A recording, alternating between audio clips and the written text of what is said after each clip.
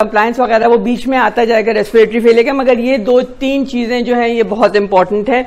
That what is this is the total lung capacity, है ना. Capacities are a combination of two or more volumes. Okay, so and the first volume that we talk about is the tidal volume. This is a tidal volume, but we can inspire more deeply, and that is the inspiratory reserve volume, and we can also exhale more than the tidal volume. So that is the expiratory reserve volume, and then again the tidal volume. So one volume is tidal volume, one volume is inspiratory reserve volume, third volume is expiratory reserve volume, but then there is another volume that doesn't come out ever, and that is the residual volume. So हमारी 1 2 3 4 volumes तो हो गई, ठीक है. और इनके combinations जो हैं वो 4 कैपेसिटीज बना देते हैं, ठीक है. Like this is the inspiratory reserve volume and tidal volume, the inspiratory capacity, and then these 3 together make the vital capacity, and these 2, the expiratory reserve volume and the residual volume, make the FRC, the functional residual capacity, another one capacity that is very important to us. Because why is it important to us? अव्वल तो functional residual capacity का function क्या है? जो भी बोल रहा है एक अपना हाथ खड़ा करके जोर से बोले, नारा लगाए. फंक्शनल रेजिडुअल कैपेसिटी का क्या फंक्शन है? ओके, वो कैपेसिटी होती है कि जब पेशेंट एपनिया में भी होता है तो हमारे पास रिजर्व होता है for that period. This is some volume always in the lungs that prevents it from collapsing, है ना. कोलैप्स नहीं करेंगे, अदरवाइज तुम सोचो हर दफा हमारे गुब्बारे यूं सुकड़ जाते और फिर फूलते, it would have been terrible, है ना. So much damage would have been done. So it is always there, so that the gas exchange, oxygenation is taking place even while the patient is exhaling or is in apnea, so that volume is always there, हमेशा है हमारे अंदर. और हम उसमें से कुछ portion, ये वाला पोर्शन जो है वो निकाल सकते हैं, ये हम कभी भी नहीं निकाल सकते. Residual volume is always inside, ठीक है. और the importance to us begins because functional residual capacity or the functional residual volume is reduced during general anesthesia, ठीक है. वो जनरल एनेस्थीसिया में कम हो जाती है. क्यों कम होती है? बिकॉज ऑफ क्यों एटेलेक्टेसिस पहले से क्यों हो जाएगी? आप जब पेशेंट कोई भी पेशेंट स्टैंडिंग हो, आप उसको लिटा देंगे. The moment you lie down supine, your functional residual capacity becomes, it reduces. Okay, पहली चीज जो है वो तो ये है कि सुपाइन पोजीशन हुई, फंक्शनल रेजिडुअल कैपेसिटी नीचे आ गई. सेकंड थिंग ये हुई कि आपने ये यहां पे आ गया, आपने इंड्यूस किया, just induction agent, you gave the induction agent, the functional residual capacity comes down further. Okay, then you gave a muscle relaxant, it comes down further. The surgeon retracts, it comes down further. So this is the reason why functional residual capacity is very important. This is the reason why we try to keep a little peep, ताकि end में वो थोड़ा सा अंदर बचा रहे कुछ, ठीक है. सो फंक्शनल रेजिडुअल कैपेसिटी की हमारी बहुत इंपॉर्टेंस है. एंड हमारी इंपॉर्टेंस एक और ये है कि functional residual capacity in relation to the closing capacity. While functional residual capacity is a combination of expiratory reserve volume and residual volume, the combination of closing volume and the residual volume is closing capacity, ठीक है. सो ये एक इतना portion from the expiratory reserve volume जो है, usually क्या होता है कि हम यहाँ पे टाइडल वेंटिलेशन हो रहा होता है और हमारा कोई लोअर जो स्मॉलर एल्व्यूलाई हैं वो कोई कोलैप्स नहीं करते. हाउएवर जब हम अगर कोई भी रीजन से या तो फंक्शनल रेजिडुअल कैपेसिटी कम हो जाए या क्लोजिंग वॉल्यूम ये ऊपर आ जाए या फंक्शनल रेजिडुअल कैपेसिटी नीचे आ जाए, तो जब इन दोनों का आपस में ताल्लुकात अच्छे नहीं रहते और ख़राब हो जाते हैं, closing volume wants to go up and the functional residual capacity is in, you can imagine कि ओवर हियर क्लोजिंग वॉल्यूम को क्या होता होगा कि एक तो फंक्शनल रेजिडुअल कैपेसिटी कम हो गई, दूसरे ये है कि पेशेंट कर रहा है, you know tidal ventilation is just tidal ventilation, तो क्लोजिंग वॉल्यूम बढ़ जाती है, ठीक है। और जब ये होगा इसका मतलब कि at some position the alveoli are going to be closed, and if they will be closed then there won't be any gas exchange, and if there won't be any gas exchange then there won't be any oxygenation. Okay, so this is the third volume, the fifth volume that you people must know. There is something like closing volume, and the combination of closing volume and residual volume is ये मुझे दे देना please, ये हो गया, I don't believe it. Okay, good, thank you. मुझे भी बता देना क्या करना है.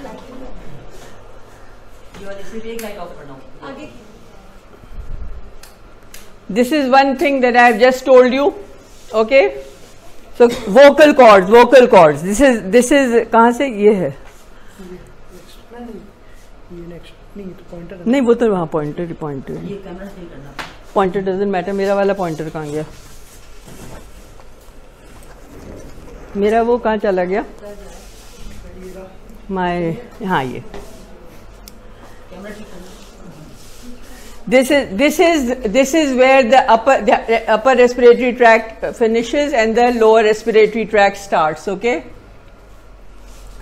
and the other ये common questions actually वाइवा में पूछ रहे थे, and people did not know, and I'm glad मैंने पहले सोचा था I'll skip this, but so important nobody knew कि कहाँ पे upper respiratory tract खत्म होता है.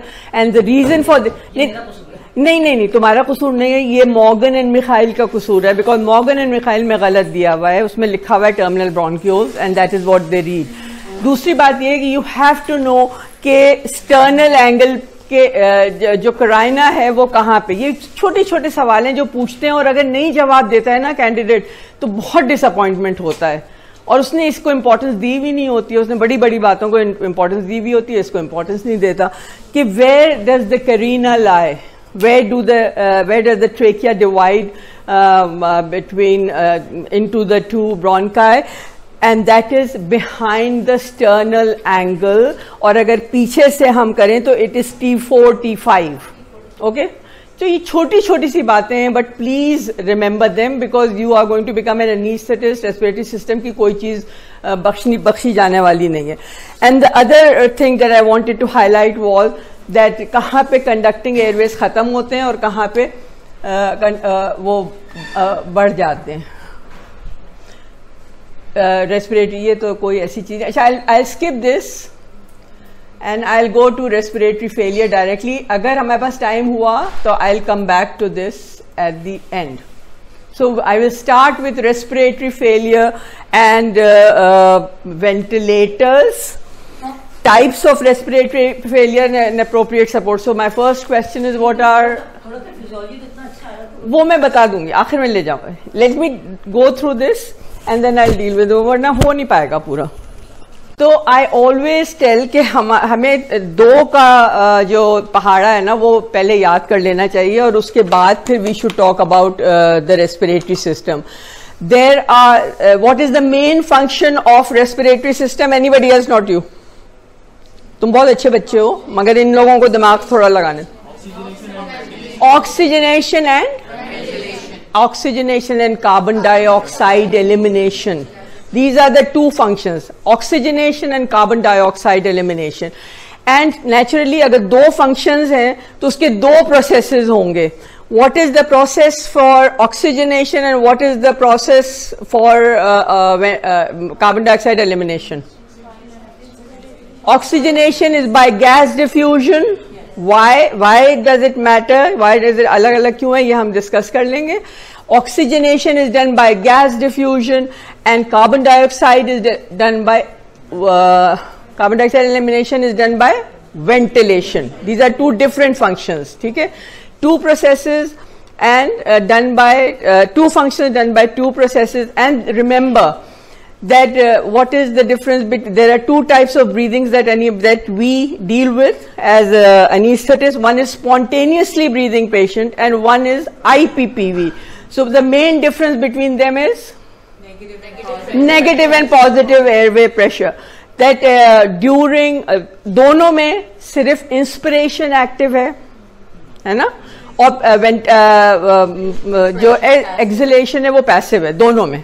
ओके, नाउ जो उसमें है इनहेलेशन वो होता है because of a negative intrathoracic pressure, और जो आईपीपीवी में जो होता है that is because of positive in. So this is another two things.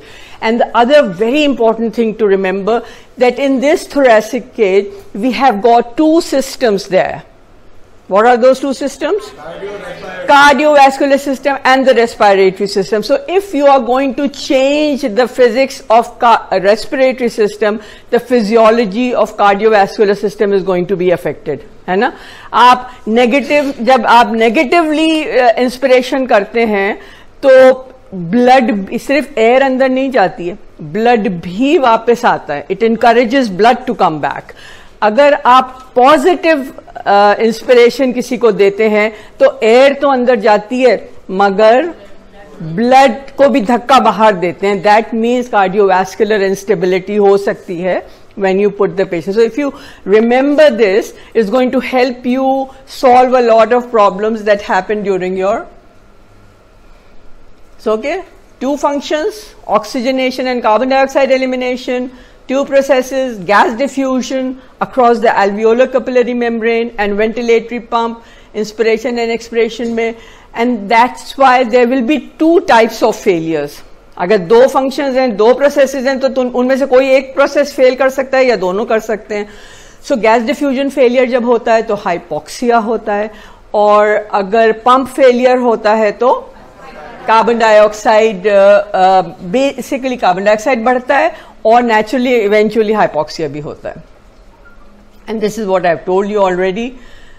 This is again what is now this is what I am trying to show over here के remember सारा respiratory mechanics जो है that is about flow, volume and pressure. ये तीन and resistance, let's say four things. So when in a spontaneous breath the flow is actually positive, however the inspiration में negative intrathoracic pressure होता है. ठीक है, सबकी समझ में आ रहा है. और exhalation में it is actually it is going back to the baseline while the pressure is positive, तभी वो बाहर निकलता है, otherwise नहीं निकलता. और in IPPV ये वाला डायग्राम प्लीज जरूर रिमेंबर करना, because we are going to talk about it later on when we are talking about the ventilators. That इसमें फ्लो जो है that is okay, that is also positive. However जब inspiration का flow positive हो रहा होता है तो प्रेशर भी पॉजिटिव होता है. ओके लाइक और उसमें नेगेटिव है coming back to base line, मगर इसमें फ्लैट रहता है. There is no positive pressure during वो, it is just flat line. So since respiration has two components, आपको रेपिटेशन लग रहा होगा बट आई वांट दिस कि बिल्कुल स्टक हो जाए दिमाग से कि एक तो पहले बल्क फ्लो ऑफ एयर होता है in and out of the thoracic cage. ठीक है, so there is a bulk flow in and out of the lungs, and the other is molecular gas exchange across the alveolar capillary membrane. This is known as ventilation. That is actually respiration, and both can fail. This will cause hypercarbia plus hypoxia, and that will cause hypoxia. However, hypoxic failure eventually leads to ventilatory failure, pump failure, because pump को oxygen चाहिए होती है, and that is why we might have to put a hypoxic failure patient onto a ventilator. ठीक है, so this type 1 failure is a diffusion defect कि alveolar capillary membrane का problem कोई हो गया, गैस डिफ्यूज नहीं कर पा रही. और why do carbon dioxide and oxygen behave differently? That has been dealt with later. Although I can ask a question, why? Gas diffusion जो है वो ऑक्सीजनेशन ही को क्यों अफेक्ट कर रही है? because there's a gradient. Gas तो उसका ग्रेडियंट नहीं होता, उसका भी ग्रेडियंट होता है. It's more soluble. Yeah, that's the answer. It's more diffusible. Carbon dioxide is 20 times more diffusible. तुम जितने भी बैरियर खड़े कर लो उसके लिए, वो फिर भी डिफ्यूज आउट कर जाती है. However, alveolar capillary membrane में कोई भी प्रॉब्लम होता है, that is shown in the form of hypoxia, because oxygen is a very, sort of very important. I'm not going to cross over. I need a lot of pressure and I need the membrane to be like this, only then I will cross over. So oxygen behaves sort of nose up behave karta hai thoda, and it needs a lot of pressure. We'll talk about it later in the slide. So hypoxia होता है जब भी, और alveolar capillary membrane के problems क्या हो सकते हैं? कहाँ ऐसा होगा कि alveolar capillary membrane का problem है?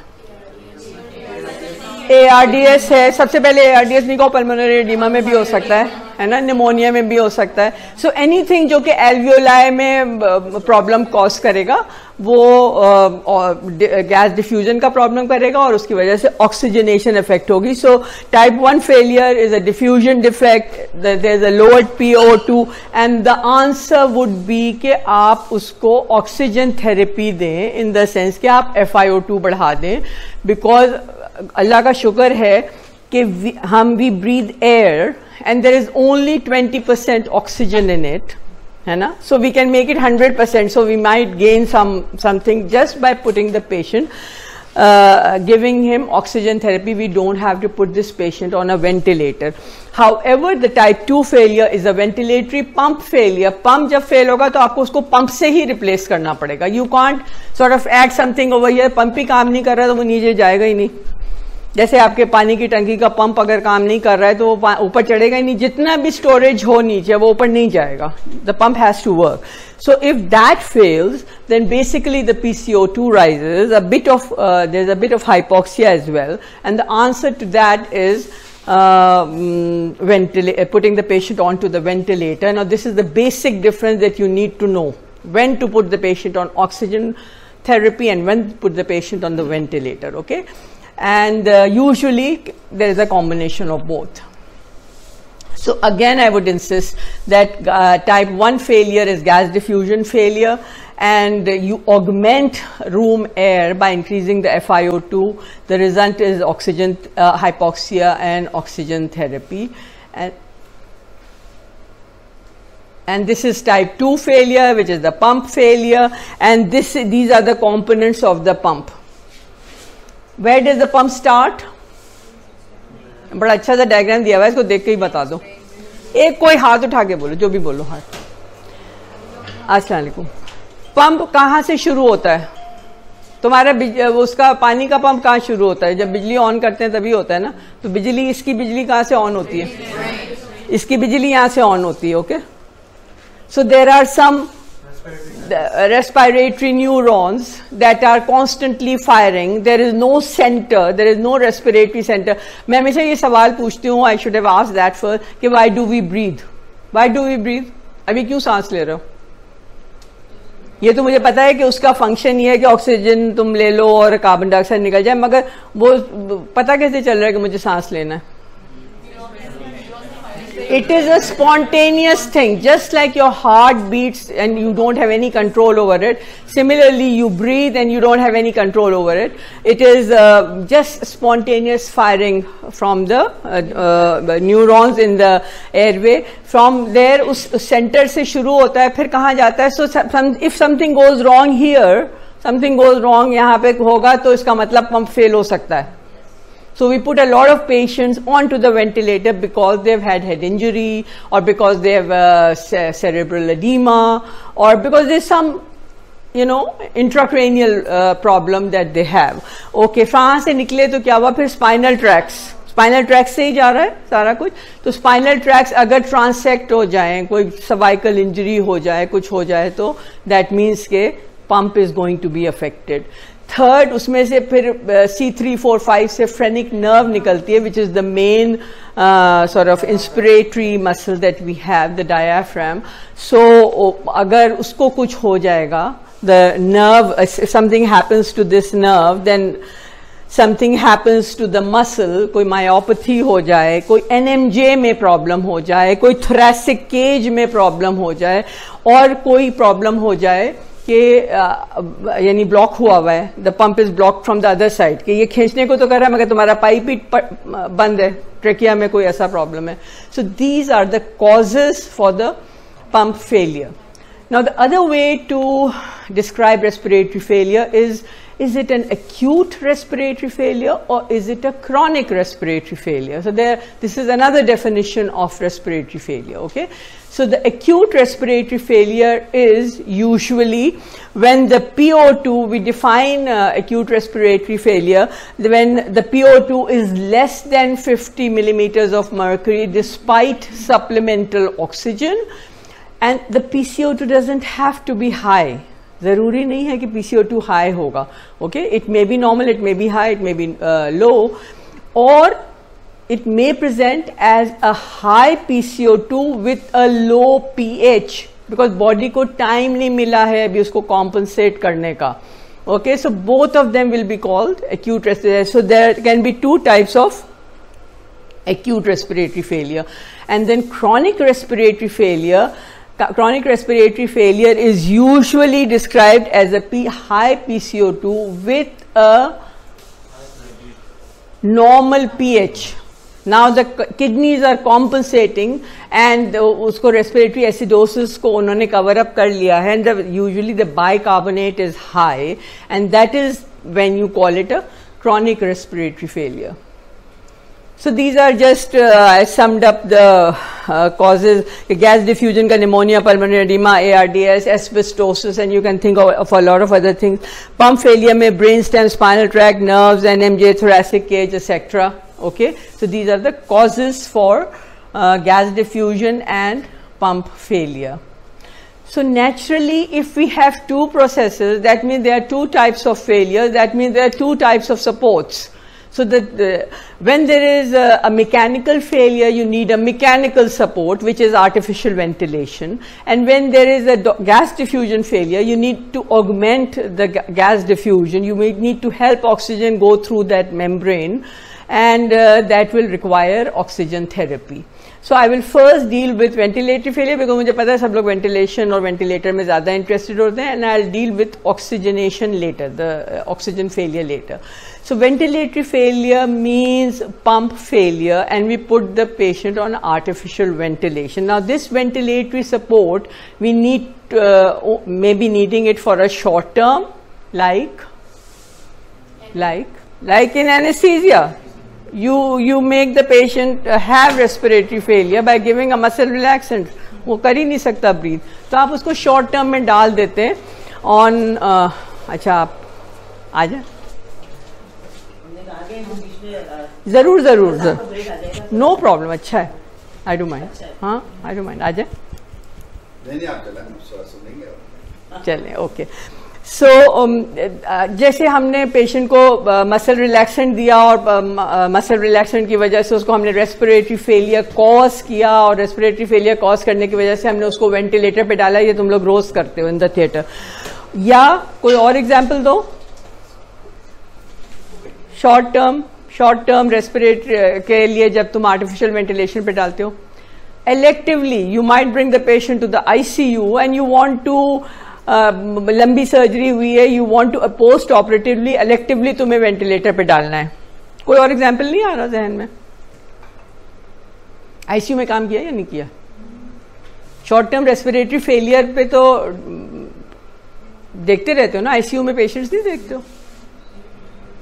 सब ऐसे बैठे हुए जैसे पता नहीं कौन सा सवाल किया, ये कहीं सब. अच्छा देखो, सवाल सिंपल होते हैं, उनके जवाब भी सिंपल होते हैं, कोई ऐसा मकनातीसी सवाल नहीं होता है. एग्जैक्टली टेटनस में टाइड ओवर करने के लिए, टेटनस में है या कोई रीजन है, एक्लैम्प्टिक पेशेंट्स आती हैं, फिट कर रही हैं, ये कर रही हैं, वो कर रही हैं, आप थोड़े दिनों के लिए डाल देते हैं उसको वेंटिलेटर पे, जब वो सेटल डाउन हो जाता है. So all these are actually short term. और लॉन्ग टर्म मसलन कोई एक एग्जाम्पल दो. हाँ, ARDS नॉट रिजॉल्विंग या Guillain Barre not coming back, yeah, some kind myasthenia gravis ending up in a not responding at all. But remember, whenever you're putting the patient on the ventilator, that they are not remote control devices that make the lung pathology वहीं की वहीं रहती है, and IPPV is not benign. This is some message that I want. अच्छा, I will talk about the face. So this is expiratory reserve volume is something जो कि तुम पूरा निकाल दोगे, okay? और अगर पूरा निकाल दोगे तो some of the alveoli will close, but normally we are not removing our expiratory reserve volume, and closing volume lies somewhere in that expiratory reserve volume, so they don't close normally. However, his question was that what would increase the closing volume? FRC कम हो रही है, ये तो समझ में आ रहा है कि भाई धक्का दे दिया, पेशेंट लेट गया तो FRC कम हो गई, पेशेंट को इंड्यूस किया तो FRC कम हो गई, रिलैक्स किया तो FRC कम हुई, रिट्रैक्ट किया तो क्लोजिंग वॉल्यूम कहाँ पे बढ़ेगा? तो क्लोजिंग वॉल्यूम बढ़ जाता है मसलन उन लोगों का, सोचो अगर ये और ऊपर जाके क्लोज होने लगे तो इसका मतलब, और FRC सही रहे मगर क्लोजिंग वॉल्यूम बढ़ जाए, मतलब कि पहले बंद नहीं हो रहे थे अब यहां पे पहुंच जाए अगर क्लोज, तो वो कौन सी वजह हो सकती है? वो ये वजह हो सकती है कि पेशेंट के एल्वियोलाई भरे हुए हों पानी से, पेशेंट के एल्वियोलाई खराब हुए हों स्मोकिंग से, सुनो, anything that is going to, जो स्मॉल एल्वियोलाई है उसमें कोई ऐसी पैथोलॉजी हो कि वो बंद हो जाएं, या उनकी जो छोटे वाले ब्रोंकाई हैं उनके अंदर वो तो है नहीं, कोई कार्टिलेज तो है नहीं, सो अगर ये एल्वियोलस है उसके ऊपर एक छोटा सा ब्रोंकस लगा हुआ है जिसमें कोई वो नहीं है, और ये एल्वियोलाई फूल के एम्फाइसीमिटस होके ये टूट टाट के ये बाहर से उस पर प्रेशर डालें वो बंद हो जाएगा तो क्लोजिंग वॉल्यूम बढ़ जाएगी. So all those things that are going to destroy the smaller alveoli will increase the closing volume, and वहां पे डिस्क्रिपेंसी होगी. ओके, गुड क्वेश्चन वैसे, दैट मीन्स कि तुमने समझा. Okay, so before we, as I said, IPPV is not benign. So before we say कि हमें क्या करना है IPPV में, we should know कि हम क्या damage कर सकते हैं patient को. And the ventilator-induced injury is usually known as VALI. Okay, VALI virus, VALI. It is ventilator-associated lung injury. Now these can be of 3 types.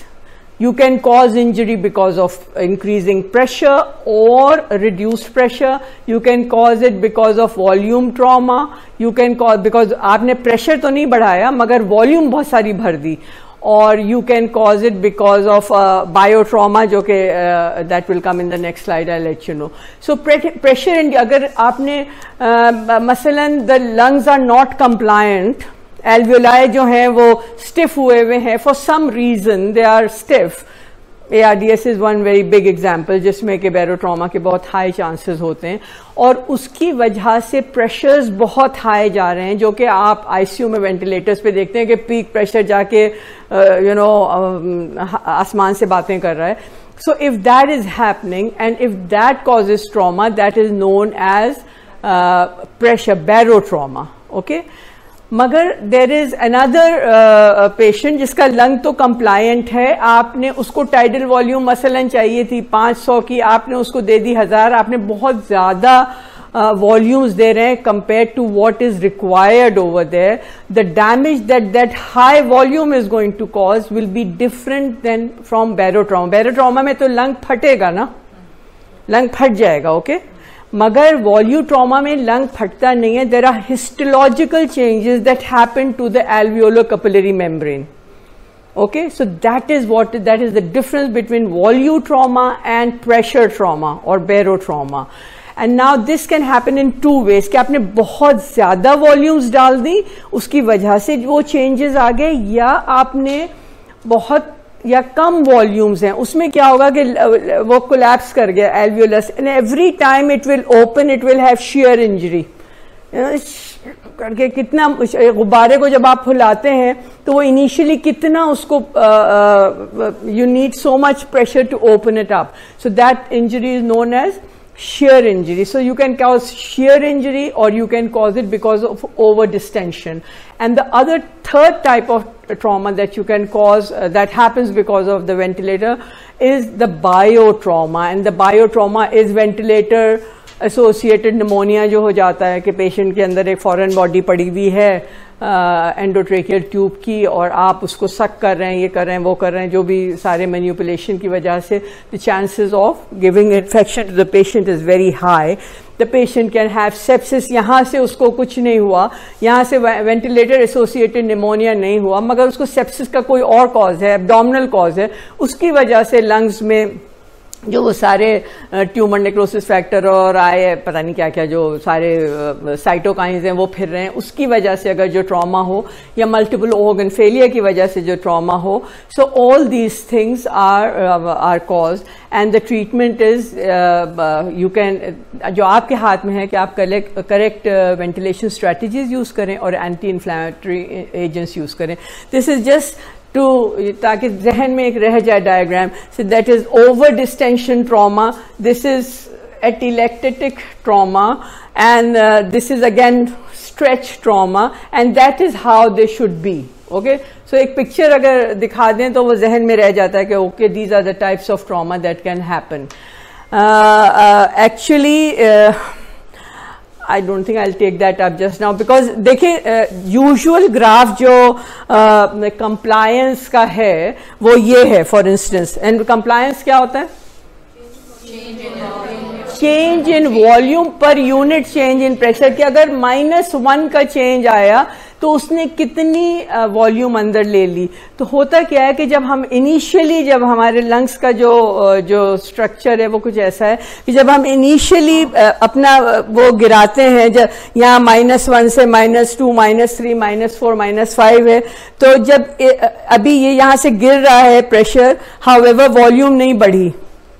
So this is the lower inflection point, is that point जहां से फिर एकदम से volume बढ़ना शुरू हुई. Okay, so this is not a very good place as far as the compliance is concerned. And then now this is very compliant, and then at the end of it again it becomes non-compliant, and that is known as the upper inflection point. So if this is the normal वो कि यहाँ पे -1 पे for instance -2 तक गया था और इसने फिर बढ़ना शुरू कर दिया था, तो एक पेशेंट जिसको ARDS है तो वो आप उसको देखें कि उसकी पहले तो वॉल्यूम वैसे ही कम हुई हुई है. This is volume. So volume वैसे ही कम हुई हुई है और उसको कितनी मुश्किल से, such a badly compliant lung it is. So this is just telling you कि what happens to the compliance of a lung that has got ARDS. Again मैं भी पूछ रही थी सवाल तो तुम लोग उसका जवाब नहीं दे रहे थे कि वेंटिलेटरी फेलियर कैसे कैसे होता है. So these are the types जो तुम रोज करते हो. Post operatively, electively you might be wanting to ventilate the patient, residual drugs की वजह से, hypothermia, pulmonary complications, कोई underlying disease. So these are the things that should come to your mind if you know कि तुम ventilation क्यों कर रहे हो. एंड देन रेस्पिरेटरी फेलियर, उसके हमने सारे कॉजेज बताए थे कि वेंटिलेटरी फेलियर जब होगा तब हम वेंटिलेटर पे डालेंगे, और उसके कॉजेज भी we have discuss in the past. And then there is this third kind of patient who have haemodynamic instability. तो हम हीमोडायनामिक इंस्टेबिलिटी वाले को क्यों डालेंगे वेंटिलेटर पे? This is the reason. This is the reason why we put a patient who has got, अभी होता है ना कि MI हो गया और पेशेंट को ले जाके वेंटिलेटर पे डाल दिया, तो उसका तो MI हुआ है, उसका तो हार्ट में प्रॉब्लम हुआ है. Why? Because the thing is, देखो हमारी जो रेस्पिरेटरी मसल्स हैं, ये जो हमारा रेस्पिरेटरी सिस्टम है, इसके ऊपर भी तो कुछ ऑक्सीजन खर्च हो रही है ना. तो नॉर्मली जितनी हम ऑक्सीजन ले रहे हैं वो कितनी हम यूज कर रहे हैं पर मिनट? 3.5. ओए 3.5 कहाँ से आ गया? 250 ml पर मिनट यूज कर रहे हैं, इसका 2 to 3% जो है वो हमारे नॉर्मल काम पे खर्च, रेस्पिरेटरी काम पे खर्च हो रहा है. Okay, 2 to 3% only.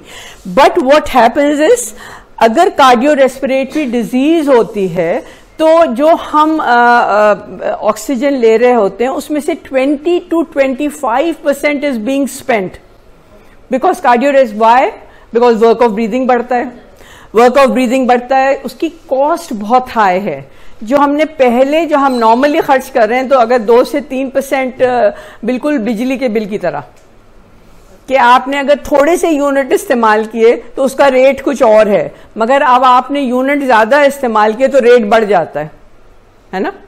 तो उसी तरह इसका भी रेट, ये भी अपना रेट बढ़ा देता है कि नहीं मुझे 25% जो तुम ऑक्सीजन ले रहे हो, एक तो काम बढ़ा, उस पर काम जो बढ़ा उसके ऊपर उसने कहा कि नहीं, मैं 2% ऑक्सीजन मुझे नहीं चाहिए, मुझे 25% चाहिए जो तुम एक्स्ट्रा काम कर रहे हो उसके लिए. तो इसका मतलब जितनी तुम ले रहे हो उसमें से 25% उधर डाइवर्ट हो रही है. So you take that work away from the patient, and so you let that 20 to 25% of oxygen available for the other organs that that require it. Okay, so net हमें loss होता है जब work of breathing बढ़ता है किसी patient में जिसमें कि cardiovascular instability हो. Everybody gets it? Good. अच्छा, नाउ डोंट थिंक कि अगर वेंटिलेटर पे डाल दिया तो work of breathing, normal work of breathing हमारा, वी नो के there are 2 kinds of work that our respiratory system is doing. One is the elastic work and one is the non-elastic work. Non-elastic work में tissue resistance work है और airway resistance work है ना. मगर जब हम patient को ventilator पे डालते हैं तो remember that these are the 3 things that again, जो हम एंडोट्रेकियल ट्यूब एक डाल देते हैं पेशेंट के अंदर, सो उसकी वजह से क्या होता है, हमारी एयरवे नैरोइंग हुई. So we are actually adding work on to it. हम अगर synchrony sensitivity, I just deal with it. So this is the imposed work that comes from the ventilator. So don't think that the if you don't do it correctly you are actually going to impose work on the patient rather than getting rid of it. Okay. So what are the objectives of mechanical ventilation? The objectives may be, although हम hypoxemia को usually revert करते हैं by oxygen therapy, but as I said that eventually if the respiratory system is not going to get oxygen, we are going to need the patient to be put on the ventilator eventually. So it may be for improving gas exchange, these could be the reasons, or respiratory distress, और you want to alter the pressure volume curve, जो मैंने भी दिखाया था कि pressure volume curve जो है उसको आप ऑप्टिमल स्टेट में लाने की कोशिश कर रहे हैं, बिकॉज या तो वो कोलैप्स हुआ है, इसकी वजह से आप उसको बेहतर करना चाह रहे हैं, या and that also causes you allow कि अगर लंग में डैमेज हुआ है तो उसकी लंग हीलिंग हो जाए, एयरवे हीलिंग हो जाए, and to avoid further complications. So you can put a patient on ventilator, you can put him on full ventilatory support, or you can put him on partial ventilatory support. And what is partial ventilatory support? तुमने कहा था इससे काली हो जाएगी. Good. ओए आ गई, ये तो कुछ और गड़बड़ ना हो जाए, वही दबा लो. ज्यादा खेलने की जरूरत नहीं है भाई. सॉरी वापस ले आओ. I won't do it. हाँ बताओ, what is full ventilatory support and what is partial ventilatory support? तुम नहीं बोलो ना कि इन लोगों को थोड़ा सा दिमाग लगाने तो सारे, आई एम श्योर इनको आता है, बोलते नहीं है, बस डरते हैं कि कुछ गलत ना बोलना. गलत ही होगा ना ज्यादा से ज्यादा. It will be wrong. Full ventilatory support क्या है? कंट्रोल मैंडेटरी वेंटिलेशन जो है that is full ventilatory support. और पार्शियल वेंटिलेटरी सपोर्ट क्या है? And what is the concept behind them? Would you like to put the patient on full ventilatory support or partial ventilatory support? Depends on the condition. Depends on the condition, yeah. And most of the time, actually, now we try to put the patient on partial ventilatory support. And why do we want to do that? Because we want them to wean eventually. So. हैं, we want the patient to make an effort. हम उसको उतनी ही help provide करना चाहते हैं जितनी उसका कम हो जाए, मगर हम टोटल उसके ऊपर नहीं depend. You shouldn't depend on your मासी टोटली, कि वही आएगी तो कूड़ा उठाएगी, वही आएगी तो झाड़ू देगी, कभी खुद भी दे लेता है आदमी, है ना। कुछ थोड़ा बहुत अगर खुद करते रहेंगे तो जरा फिट रहेंगे। So we want the lungs to work, okay, we want the respiratory system to work, we want the ventilatory mechanism to work, so we want उसको decondition हम नहीं करना चाहते। क्या हुआ, खोल दो खुदा है, अब नहीं करेंगे, we won't play with it। Basically work of breathing उसकी कम करा देते हैं। ये वाला बटन है आपने, ये तो नहीं, अब मैं अच्छा मैं ओके ओके मैं करूंगी नहीं, अब इसको टच ही नहीं करूंगी, आई am not playing with it. Sorry, तुम क्या कह रहे हो? वर्क ऑफ ब्रीदिंग जो होती है वो हम उसमें कम करा देते हैं। जो वर्क ऑफ ब्रीदिंग उसके ऊपर एक्स्ट्रा पड़ा है वो हम उससे लेना चाह रहे हैं, मगर हम चाह रहे हैं कि वो कुछ काम अपना खुद करता रहे, बिकॉज ये ना हो कि फिर हम एक हफ्ते के बाद उससे कहें कि अब तुम काम करो, तो वो रेस्पिरेटरी मसल्स भूल चुकी हो कि हमें क्या करना था, and they have totally forgotten. Okay, so we don't want. So in this, the total work of breathing in full ventilatory support, total work of breathing is by the ventilator. In partial, it is a combination of ventilator and patient, and in when he is not on the ventilator, then it is being done by the patient. So what is the difference? What happens is that in normal breathing, these are our bellows, है ना। हमारा ये जो pump है ये bellows actually चलाता है, तो बेलोज से गैस एक्सचेंज होता है, और इस गैस एक्सचेंज का feedback mechanism which are mechanoreceptors and chemoreceptors, जो कि मेरे फिजियोलॉजी वाले पोर्शन में एक्चुअली दिया हुआ है सारा कुछ कि मैकेनो रिसेप्टर्स कौन से हैं और कीमो रिसेप्टर्स कौन से हैं।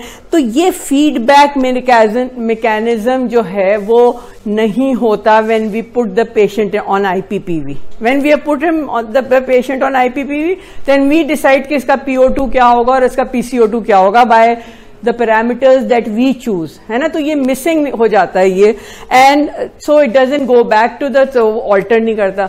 अभी क्या है कि हम लोगों का अगर कुछ PCO2 बढ़ा तो हम लोग हाइपरवेंटिलेट करने लगते हैं, मगर वो पेशेंट जो वेंटिलेटर पे पड़ा हुआ है वो तो नहीं हाइपरवेंटिलेट करेगा, तो PCO2 बढ़े जाए, the chemoreceptors are not going, it is not the knowledge is not going to be transferred to the chemoreceptors. So the missing link is this, okay, the bellow function, but the central part is, this is not taken to the central integrator, यहाँ पे नहीं जाता message वापस कि क्या करना है। So full ventilatory support, controlled mechanical ventilation, ventilator provides all the breathing work, and spontaneous respiration हो सकता है, या तो डिजीज ही ऐसी हो कोई कि उसका सेरेब्रल एडिमा वगैरह कुछ ऐसा हुआ है कि बिल्कुल एपनिया में चला गया है, या आपने सेडेट करके उसकी ब्रीदिंग हटा दी है, या आपने सेडेट एंड पैरालाइज करके ब्रीदिंग हटा दी है। There are only very few indications which are the ones that you put on mechanical control. CMV पे किसको डालते हो यूजुअली, अगर डालते हो तो? हम टेटनस को कभी कभी डाल देते थे जो कि काबू नहीं आ रहा होता था, या हेड इंजरी वाले को डाल देते थे इलेक्टिवली, ताकि उसका उसका ब्रेन का वो नहीं हो, कोई ICP वगैरह ना बढ़े। So these are very few indications. Rest of them usually you can get away with partial ventilatory support. This is the clinical circumstance, as I told you, in which the patient and the ventilator are both contributing physiologically towards. अच्छा ना, ventilator का नाम आते ही लोग बहुत डर जाते हैं कि वेंटिलेटर है तो पता नहीं क्या है। देखो, वेंटिलेटर में कुछ भी नहीं है, एक डिब्बा होता है और वो डिब्बा कनेक्टेड होता है to the patient and the tubes, then a endotracheal tube, and then the patient. So whatever happens inside that dibba is conveyed to the patient का हमारा डिब्बा जो है वो thoracic system है ना, thoracic cavity है। So whatever changes we will bring in the ventilator inside that dibba are going to be communicated to the thoracic cavity by the tubes. Okay, अब उसमें क्या changes आ सकते हैं?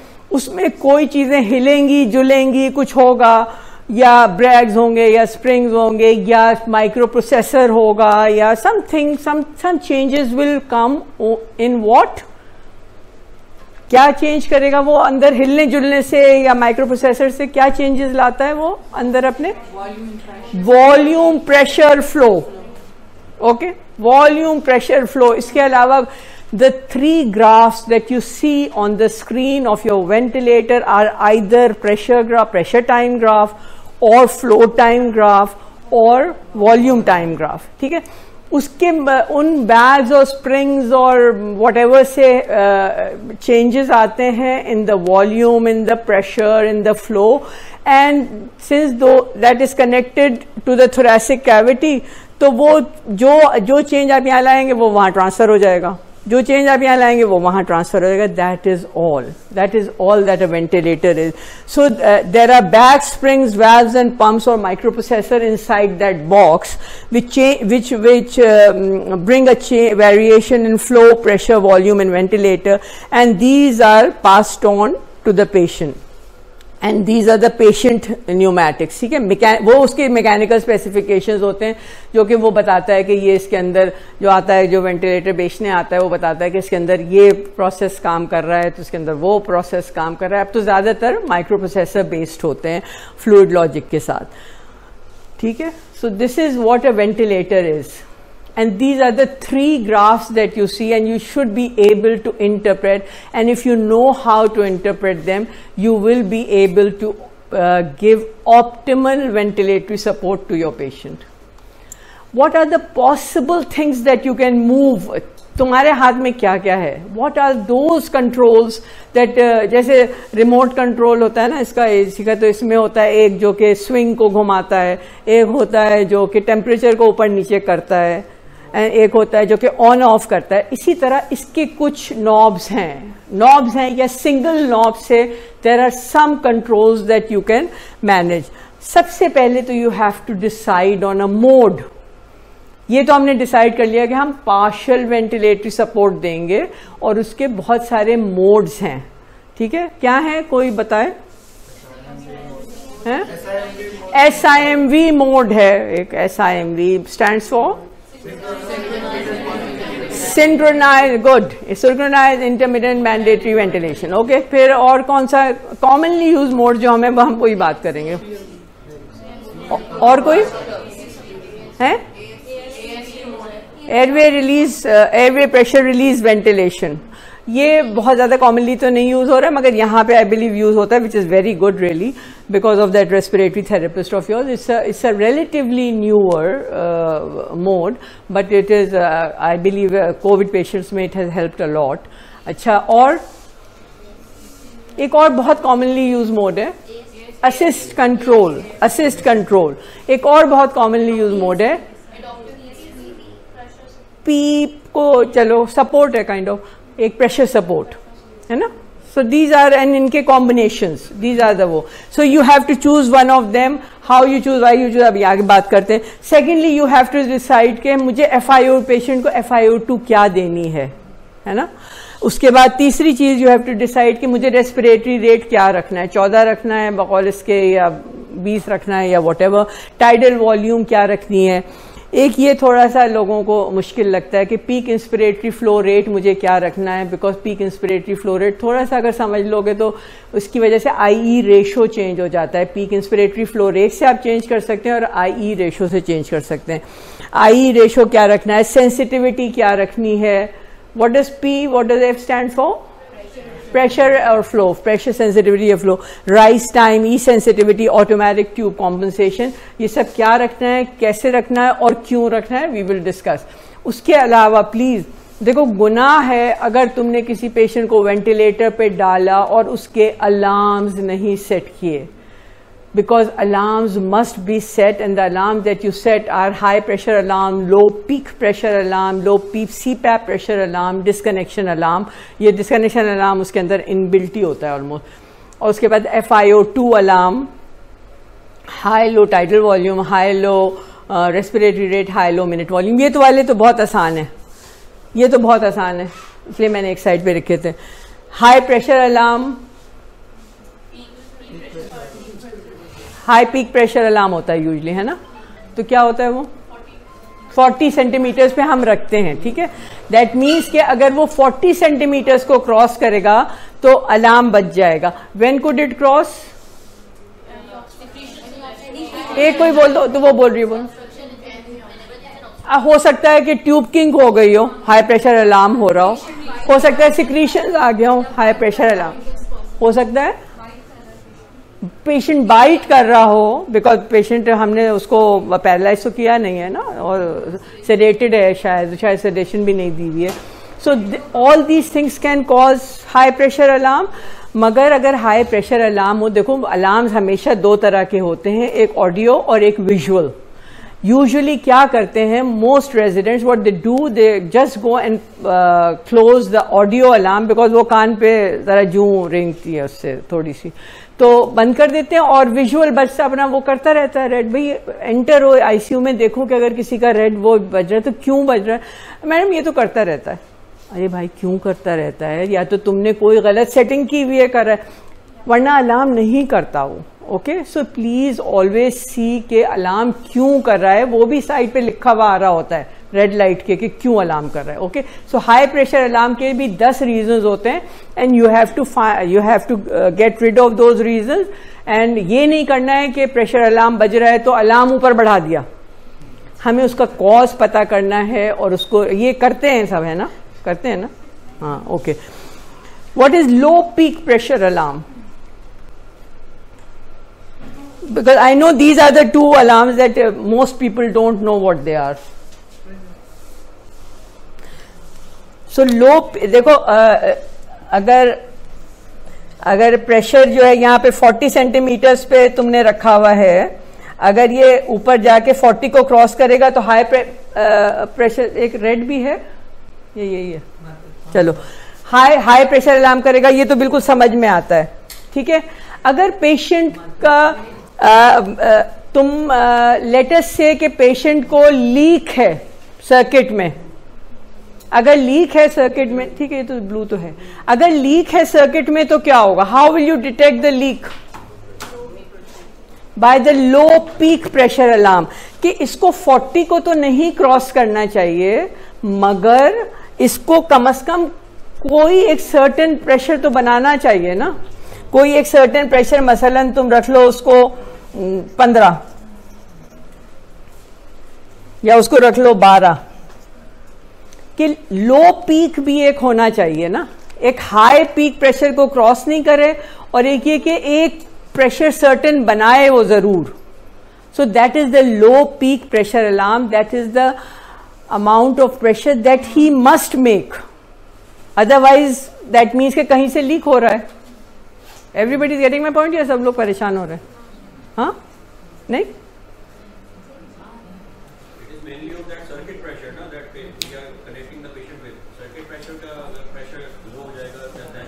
अगर कहीं भी लीक होगी, मसलन तुमने कफ पेशेंट का जो है, तुमने पेशेंट का कफ जो है वो लीक कर गया, तुमने उसको एक सर्टेन उस पर रखा था और वो लीक कर गया, अब कुछ हवा तो वापस आ रही है इन द ट्यूब और कुछ साइड से आ रही है, तो वो जो इसके अंदर आ रही है वो कम से कम इतनी तो हो कि वो 12 सेंटीमीटर्स का प्रेशर बनाए. अदरवाइज अगर 12 सेंटीमीटर्स का भी वो प्रेशर नहीं बनाएगी तो फिर इसका मतलब कि patient is not going to be ventilated. So you have to have a certain peak, like you should, the peak should not cross, it should also form. अगर मसलन कहीं से ट्यूब डिस्कनेक्ट हो गया तो वो तो प्रेशर तो फेंकता रहेगा मगर वो अंदर नहीं जा रहा, तो कोई प्रेशर बनेगा ही नहीं. सो एक लो पीक प्रेशर अलार्म होता है जो कि you must put it on. उसके बाद एक और होता है, अच्छा देर इज, अगर पेशेंट वो कर रहा है, पेशेंट इज ऑन स्पॉन्टेनियसली तो ब्रीथ कर रहा है ना, हमने उसको डाला हुआ है वेंटिलेटर पे, स्पॉन्टेनियसली ब्रीथ कर रहा है, इसका मतलब उसका नेगेटिव में जा रहा है. अभी मैं लेकर आई पहले उसको, पेशेंट को वहां से ऑपरेटिंग रूम से, I brought the patient to the ICU and the patient was paralysed. ठीक है, इसका मतलब कि वो 0 का लोएस्ट प्रेशर जो था उसका 0 था, इट विल बी मूविंग ऐसे, है ना, यहां पे आके रुक जाता है, फिर चला जाता है, फिर चला जाता है ना. सही है, बोलो सही है, सही है, ओके. मगर क्या हुआ कि, और मैंने इसका लो CPAP अलार्म जो है उसको ऑन कर दो। लो पीप CPAP अलार्म जो है मैंने उसका ऑन नहीं किया हुआ, ओके, मैंने अभी ऑन नहीं किया है, तो ठीक है, यहां तक वो आया, वो 0 पर है मेरा लो पीप CPAP अलार्म जो है वो 0 पे मैंने रखा हुआ है, तो यहां पे आएगा जाएगा। थोड़ी देर के बाद the relaxant is wearing of and now the patient is making an effort. If the patient is making an effort, then it will go below 0.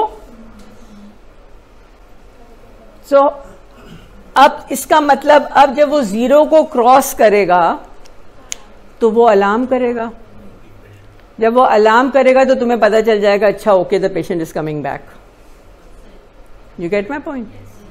So the low PEEP CPAP alarm gradually आप उसका negativity बढ़ाते रहते हैं, and there is after a certain time -10 when बनाने लगा तो फिर आप उसको निकाल देते हैं। सो द लो अगर आप पीप देते हैं पेशेंट को तो वो उसमें 0 लेवल कैलकुलेट होती है। अगर मसलन मैंने इसको पीप दिया हुआ होता, नॉर्मली अभी ये सो रहा है, अभी मैंने इसको कुछ नहीं दिया, तो उसका 0 और मैंने 5 सेंटीमीटर्स का पीप दिया हुआ है, तो उसका 5 सेंटीमीटर जो है वो 0 काउंट होता है, वो उसकी बेस लाइन है। That PEEP is detected by the ventilator as 0। Okay, so ये थोड़ा सा मुश्किल है समझने में, मगर अगर किसी को कोई क्वेश्चन है इसके मुतालिक तो बता दे, बिकॉज आई नो कि तुम लोग ये नहीं सेट करते हो। सो लो PEEP CPAP alarm is the lower and, the low peak pressure alarm and high peak pressure alarm are the upper end of the pressures. Okay, so those are the two pressures that should be set at the upper end, and the low peak CPAP alarm is the one that should be selected for the lower end, कि जब patient जो है वो 0 से भी नीचे जा रहा है तो वो पिकअप हो, ठीक है। और बाकी सारे तो यू कैन डिसाइड कि आपको क्या वेंटिलेटरी रेट रखना है, क्या, ये सब simple and there is nothing much. So how do you decide on the tidal volume and the frequency? You decide by whenever you put the patient initially on the ventilator, you always put them के of course आप ABG देख के ही patient को डालेंगे ना। अगर आप इलेक्टिवली डाल रहे हैं किसी को ICU में, तो अगर उसको हाइपर कार्बिया है तो एक हायर रेट डालेंगे। तो the frequency and the tidal volume are decided by whatever the PCO2 levels are. Okay, you want him to maintain a normocapnia, which is how much? 35 to 45 के बीच में आप चाहते हैं कि वो आ जाए। और of course this is a normal patient, और एक अगर COPDN होगा तो हो सकता है आप इसको थोड़ा सा और हायर साइड पे रखें। यदि इज समथिंग लाइक परमिसिव हाइपरकैप्निया तो उसमें भी आप थोड़ा हायर साइड के रखेंगे, वो that is. But generally you decide on the tidal volume. They now decide on a lower tidal volume because they realize when they were giving higher tidal volumes to the patient, when we grew up learning ventilators, we used to give higher tidal volumes. And by the time I qualified and I started practicing intensive care, they had decided that, of course, we just follow what is practiced in the West, and they, because हम अपनी research तो करते नहीं हैं, हम तो वो follow करते हैं by reading the literature. So they decided that no, that was causing volute trauma, and it is better if you put the patient on a lower tidal volume, and that is the tidal volume, that is the range that they say that you should decide on, 5 to 8 mils per kg, and frequency about 10 to 12 breaths per minute. Of course, you are going to increase the rate or the tidal volume depending on the type of patient. अगर उसकी हाइपरकार्बिया हो रहा है या हाइपोकार्बिया हो रहा है, तो ये आप PCO2 लेवल्स को एडजस्ट करते हैं by adjusting these two things. Everybody clear? Good. Now what is peak inspiratory flow rate? कोई मुझे बताएगा, कोई थोड़ा सा कॉन्सेप्ट कि peak inspiratory flow rate क्या है? एक होता है बटन, उसके ऊपर एक नॉब होता है। Anybody? नहीं आता। अच्छा अच्छा, देखो द थिंग इज कि जब हम लोग सांस ले रहे होते हैं तो हम देयर इज, तुम यस प्लीज थोड़ा सा जोर से बोलना please. Okay, so the inspiratory flow that you need to keep in order to overcome the resistance of the airways. Very good, very Keep the lung patent. हाँ. To keep the lung patent. So there are two kinds of resistance. One is the airway resistance, and second is the tissue resistance, which is the tissue viscosity, and then we have the resistance, which is because of the inertia. So to overcome all of this resistance, we need to keep a peak inspiratory flow. देखो what she has said is right, that हम जब उसको ventilator पे हमने डाला है तो हमने कहा था वहाँ पे कि when we are putting the patient on ventilator, तो ऐसा नहीं है कि उसका इलास्टिक वर्क और उसका नॉन इलास्टिक वर्क खत्म हो गया, वो तो सब है ना. अब वो मरीज के बजाय वो वेंटिलेटर कर रहा है मगर वो काम है. और इसी तरह हमने थोड़ा सा काम ऐड भी कर दिया है, सेंसिटिविटी का, सिंक्रोनी का, ये सब काम हमने ऐड भी कर दिया, इस सब काम. तो हाँ, और दूसरी बात ये है कि this is the peak inspiratory flow rate. It is not the amount, it is the rate, यानी पर मिनट या पर सेकेंड. बिकॉज जब हम ब्रीद इन कर रहे होते हैं तो eight the beginning of the respiration एक सर्टन रेट से अंदर हवा जा रही है, फिर जब फिनिश हो रही होती है तो फिर उसका रेट कम हो जाता है. Somewhere in between the peak flow rate is very high. Flow rate, remember the amount per second that is moving in at different times is very high. I hope I will be able to explain that. वो कहाँ गया तुम्हारा?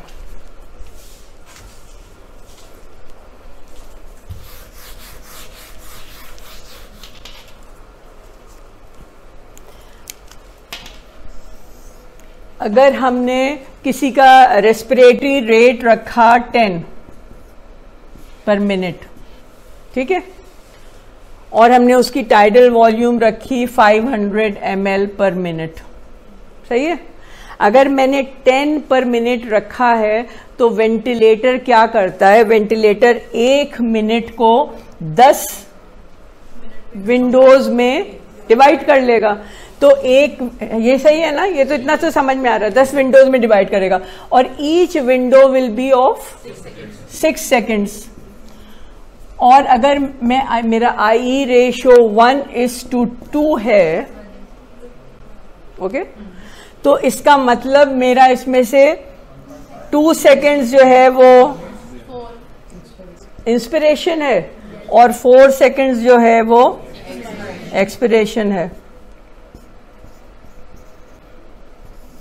इसका मतलब कि 2 seconds में ये 500 ml जो है ये अंदर पहुंचनी है ना, एट एनी टाइम, और this might fall at any time.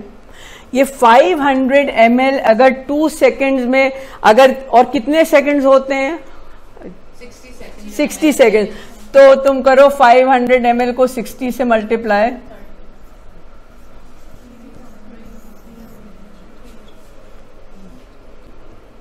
है, या तो दैट मीन्स कि तुम्हें at any one time, at any point and time, एक सर्टन वक्त पे तुम्हें इतना सारा ये अवेलेबल होना चाहिए कि जिसमें से वो अपना inspiratory flow.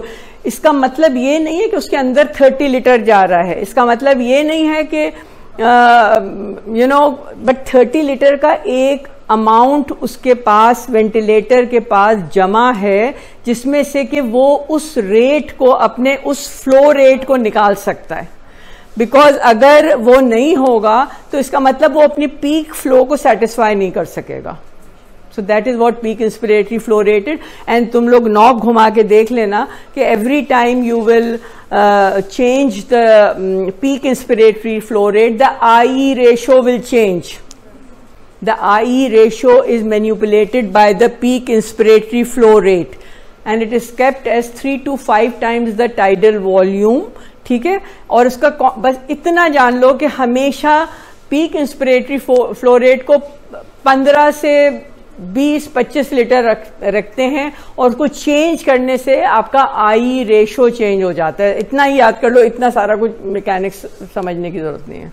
Okay this is the only difficult knob actually. उसके बाद एक नॉब होता है ट्रिगर का या सेंसिटिविटी का. What does that mean? Patients effort को वो करता है, और पेशेंट एफर्ट को वो दो तरीके से कर सकता है. पेशेंट जब एफर्ट लेता है तो यहाँ पे प्रेशर भी चेंज होता है, और पेशेंट जब एफर्ट लेता है तो यहाँ पे फ्लो भी होता है ना. एक फ्लो खींचता है और एक प्रेशर क्रिएट होता है, नेगेटिव प्रेशर होता है. सो आइदर आप प्रेशर सिग्नलिंग कर सकते हैं या आप फ्लो सिग्नलिंग कर सकते हैं. दे से that the flow signaling is better rather than pressure signaling. That is because it synchronizes it better. Better synchronization hota hai with flow triggering. It is just the effort of the patient that is. Then पता नहीं ये सब बताऊं मैं या नहीं बताऊं, but थोड़ा सा जान जाओ तो अच्छा है. That उसमें एक चीज होती है, बिकॉज अब सारे जो नए वेंटिलेटर्स हैं उसमें ये सब होता है. There is something known as the rise time. Rise time का ये कि देखो, मैंने अगर राइज टाइम किसी का रखा हुआ है 25 यानी 1/4 राइज टाइम, अगर मेरा राइज टाइम मैंने ज्यादा रखा हुआ है, 100% रखा हुआ है, तो इसका मतलब कि वो फर्स्ट यानी 1 मिलियंथ ऑफ अ सेकेंड में वो जल्दी पहुंच जाएगा. इसका मतलब इंस्पिरेशन शॉर्ट होगा, एक्सपिरेशन लंबा होगा. ठीक है. अगर मैंने राइज टाइम स्लो रखा हुआ है, तो जैसे जिसको कि मुझे कहाँ रखना होगा राइज टाइम स्लो? नहीं, when the resistance is high, कि वो उसके थ्रू हल्के हल्के हल्के चला जाए. So rise time you decide by the state of the lung, कि लंग का सीओपीडियन को डाल रहे हो या नॉर्मल पेशेंट को डाल रहे हो या किसको पेशेंट को डाल रहे हो. राइज टाइम हम उससे डिसाइड करते हैं कि क्या तेजी से जा सकता है या हल्का करके जाना है. अगर राइज टाइम आप बढ़ा देंगे तो रेस्पिरेटरी रेट बढ़ जाएगा. ठीक है. हाँ, ब्रोंकोस्पैज्म हुआ हुआ है तो आप राइज टाइम स्लो रखेंगे ना, कि हल्के हल्के हल्के हल्के हवा चली जाए. ठीक है. अच्छा, the time required to achieve the preset pressure, जो भी आपने प्रेशर डिसाइड किया है वो उसको पहुंचने में. ई सेंसिटिविटी यूजुअली 25% उस पर वो होती है. डिफॉल्ट सेटिंग जो होती है वो 25% की होती है. इट इज दैट जब स्पेशली प्रेशर सपोर्ट में it is very important, because pressure support में पेशेंट जो है उसके फ्लो, अभी आगे I think I deal with it over when we are talking about pressure support. और ऑटोमेटिक ट्यूब कॉम्पोजिशन को भी छोड़ देते हैं. So we come to the initial वो, how to choose a mode. It is really your clinical choice. I personally like assist control very much, मगर most people like SIMV plus pressure support. But remember, SIMV plus pressure support are 2 separate modes. SIMV is 1 mode and pressure support, दोनों की mechanics बिल्कुल अलग हैं. And you decide कि तुम्हें oxygenation करवानी है या तुम्हें वेंटिलेशन को, तुम वेंटिलेशन के लिए पेशेंट को पे डाल रहे हो, या वर्क ऑफ ब्रीदिंग डिक्रीज करने के लिए डाल रहे हो, या पेशेंट को जस्ट कंफी करने के लिए डाल रहे हो, या वेंटिलेटर पेशेंट सिंक्रोनी जिस पे बेहतर हो रही है उसके लिए डाल रहे हो. ठीक है. So these are the things that you decide on. It is a clinical choice. ये कोई तुम्हें नहीं बता सकता कि तुम इस पेशेंट को इस मोड पे डालना. You should have knowledge of all the nodes, but you have to decide yourself which mode you want to put the patient on. But there are 4 important concepts that you must triggering we have talked about. Triggering का क्या होता है? Triggering में जब ventilator क्या करता है? To initiate इसका मतलब इंस्पिरेशन को इनिशिएट करता है.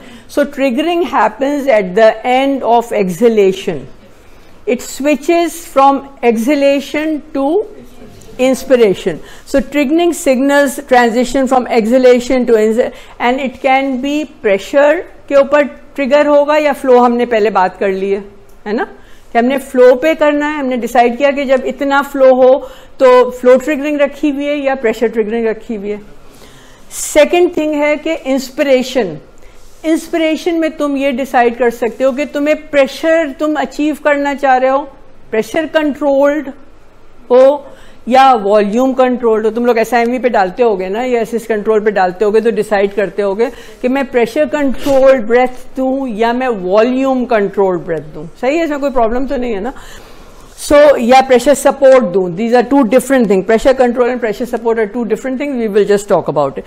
Third thing is कि चलो इंस्पिरेशन तो एक्सपिरेशन से इंस्पिरेशन में भी चला गया, इंस्पिरेशन में उसने या वॉल्यूम दे दिया, प्रेशर जो आपने डिसाइड किया, अब उसको इंस्पिरेशन से उसमें जाना है, एक्सलेशन में जाना है.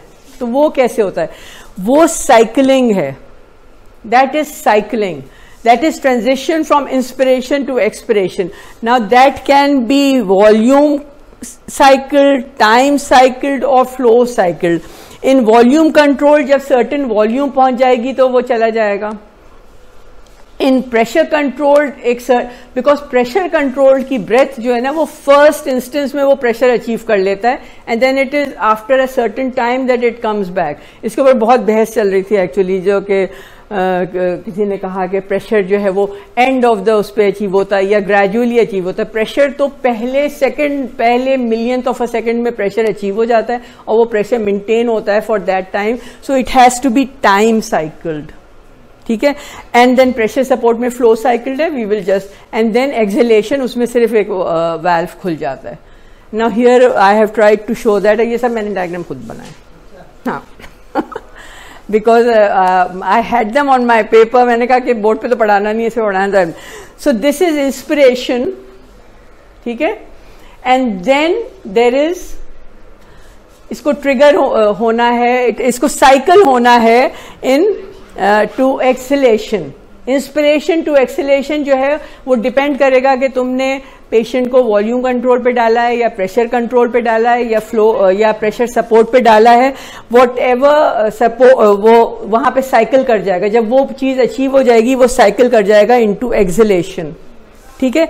And then it should go back here. That means exhalation हो गया. मैंने इसमें एक चीज और शो की है, वो अभी I just tell you what it is. And यहां पे वो ट्रिगर कर रहा है कि वो इनहेलेशन में चला गया. अब इस डायग्राम में गड़बड़ क्या है? Very good. That inspiration should be here. ये इतनी जो है ये क्या है? This is auto PEEP. You can by the flow time graph you can tell के ऑटो पीप पेशेंट को कितना हो रहा है. बिकॉज इसका मतलब कि ये इतना, इसको एक्सहेल करके यहां पहुंचना चाहिए था ना. ये नहीं, इसने इतना एक्सहेल नहीं कर पाया, उससे पहले ही वो ट्रिगर हो गया into inspiration. So that was not good. That it should have triggered. इसकी जो मेरी वो फिजियोलॉजी वाला जो वो है उसमें मैंने इसका करेक्ट डायग्राम बनाया है कि the exhalation should be at the end और वहां से फिर वो इंस्पिरेशन में चला जाए. ठीक है. एंड एवरीबडी क्लियर और you want to discuss it? ये जो पहला ग्राफ है इंस्पिरेशन और फिर फ्लो पे और फिर हाँ वाला जो है, हाँ, उसके बाद जो रेड वाले स्टार्ट से पहले वाला पार्ट क्या है? ये इंस्पिरेशन खत्म हुआ और उसके बाद जब तक साइकिलिंग का टाइम अभी नहीं हुआ है, जब साइकिलिंग का टाइम होगा तभी वो जाएगा नीचे. तो वो बीच में क्या होगा? बीच में होना नहीं चाहिए. It should trigger at the end. It should go from वहां से ट्रिगर होके वो एक्सलेशन में चला जाए. इसी तरह उसको साइकिल होके वहां चला जाए और उसको भी वहां नहीं होना चाहिए. दैट्स द रीजन जो कि मैंने फिजियोलॉजी मिस की थी. Okay, so partial ventilatory support and that is assist control, SIMV plus pressure support, P plus CPAP and IRV. IRV क्या है? Inverse ratio ventilation. Let me see what is over here. अच्छा, please remember, अब जो है वो पहले जब हम लोग ट्रेन हो रहे थे उस जमाने में ये वॉल्यूम कंट्रोल, प्रेशर कंट्रोल अलग अलग नहीं होता था. मगर अब सारे वेंटिलेटर्स में ये है कि आप पेशेंट को प्रेशर ब्रेथ दें या वॉल्यूम ब्रेथ दें. You decide what breath you are going to give. Now I think I will explain it on the, I am sure all of you know, but ये है कि clear करने के लिए concept.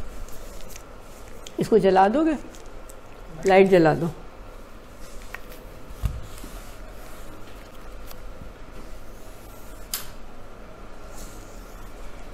अच्छा, नाउ हम कहते हैं कि हमने वेंटिलेटर पे सेटिंग रखी है, फ्रीक्वेंसी की रखी है हमने 10, टाइडल वॉल्यूम रखा है, मोड हमने चूज किया है SIMV. ओके. 10 हमने फ्रीक्वेंसी रखी है, टाइडल वॉल्यूम हमने रखी है 500 ml, ट्रिगरिंग हमने रखी है जो भी है, FiO2 हमने चूज कर लिया है, वो सब I am not mentioning because over here we are deciding कि ब्रेथ कैसी जानी है, क्या जानी है, ठीक है। वो सारी चीजें आप लोगों ने ऑफकोर्स सेट करनी है उसमें, ठीक है। आपने 10 का ये रखा है, 500 ml का ये रखा और आपने ट्रिगर रखा हुआ है इसमें, आपने ऑन किया हुआ है ट्रिगर को, ठीक है। तो अब और पेशेंट जो है उसका रेट है 20 और उसकी टाइडल वॉल्यूम है 100, ठीक है। अब ये जो है ये क्या होगा जब अगर हम SIMV चूज करेंगे तो क्या होगा और अगर हम असिस्ट कंट्रोल चूज करेंगे तो क्या होगा।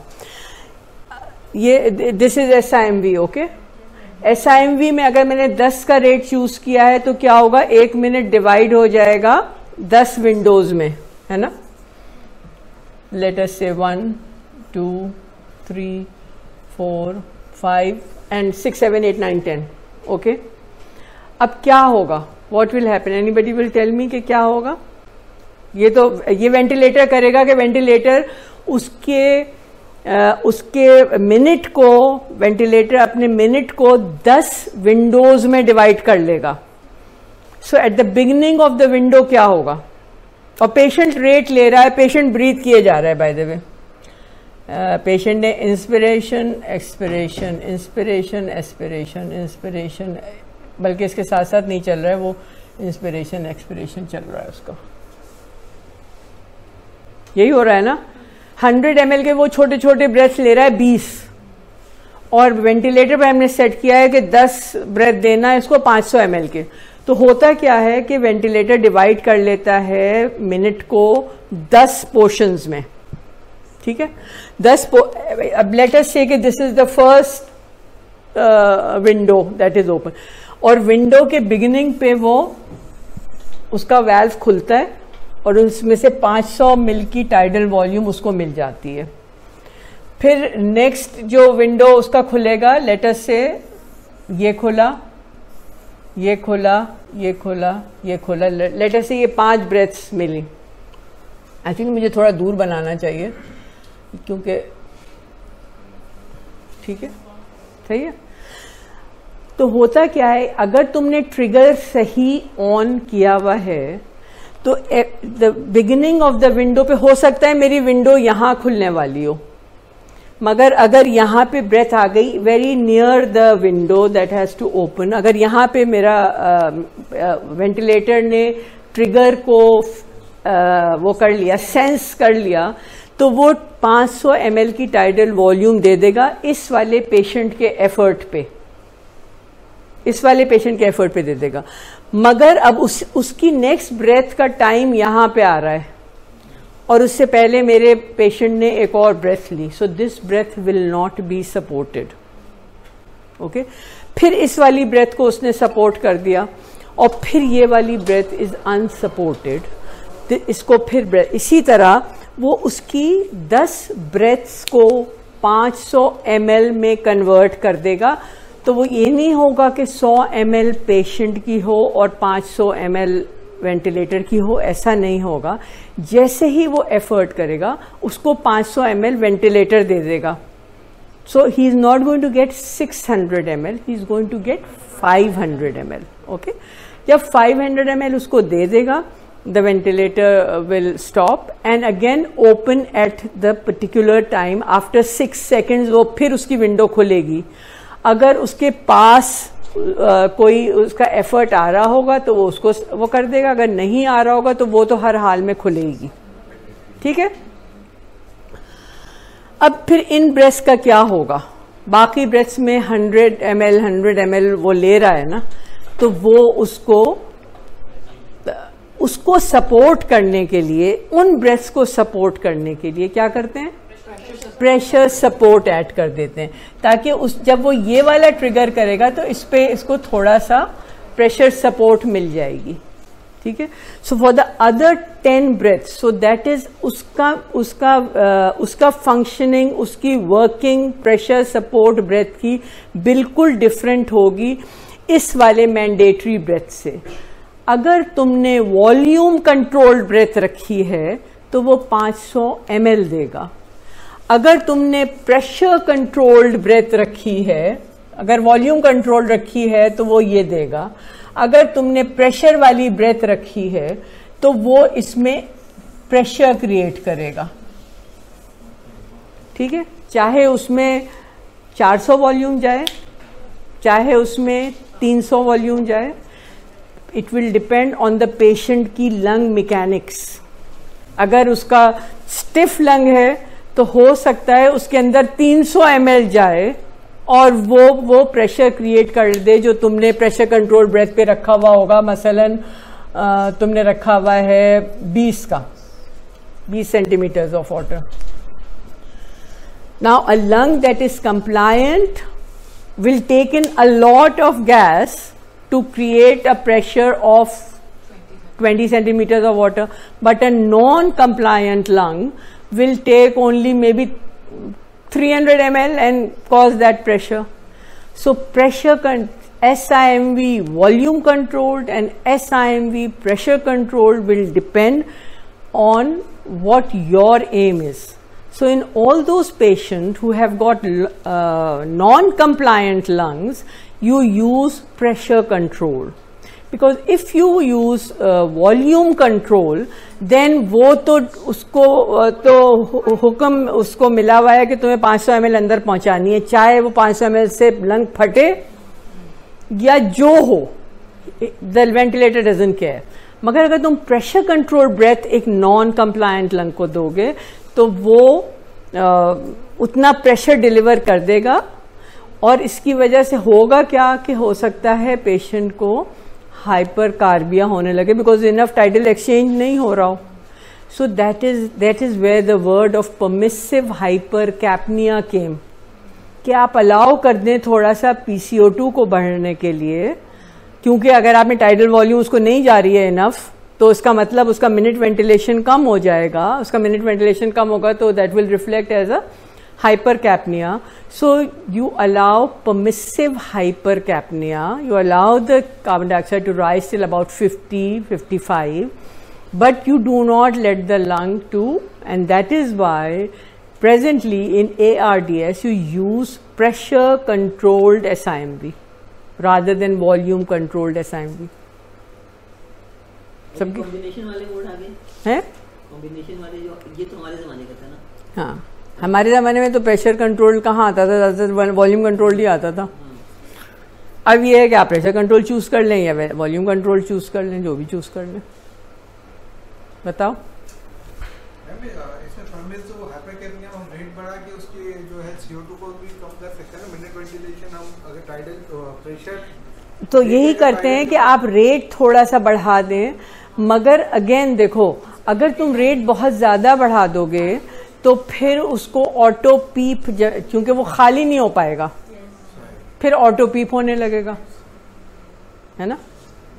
अच्छा, अब now this happens in SIMV and we add pressure support to those spontaneous breaths that he is going to take. If we choose the mode as assist control and the same parameters and the same thing, then what happens? फिर क्या होता है?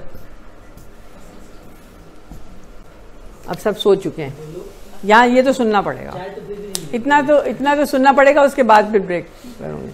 Assist control में क्या होगा, यही रखा है मैंने 10, 500 या 20, और पेशेंट 20 ले रहा है और वो 100 के ले रहा है ब्रेथ्स, और मैंने 500 रखा हुआ है। असिस्ट कंट्रोल में क्या होगा, और सेंसिटिविटी रखी हुई है मैंने ऐसी के पेशेंट वो सेंस कर रहा है। नाम से पता चल रहा है ना क्या होगा। एक मिनट, वो अच्छे बोल रहा है, उसको बोलने दो।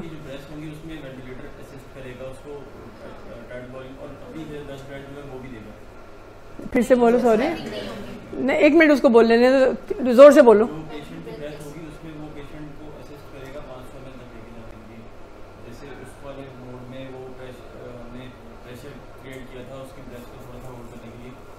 इसमें असिस्ट कंट्रोल में जो है वो पेशेंट की इतनी थोड़ी सी जो ब्रेथ होगी उस पर ही ट्रिगर करके वो उसको, तो इसमें भी तो पेशेंट का ट्रिगर हो रहा था तभी दे रहा था, करीब कर रहा था ना, उसको सिंक्रोनाइज कर रहा था, 10 ब्रेथ्स दे रहा था सिंक्रोनाइज करके 500 ml की, और बाकी 10 को नहीं सपोर्ट कर रहा था। इसमें सबको सपोर्ट कर रहा था।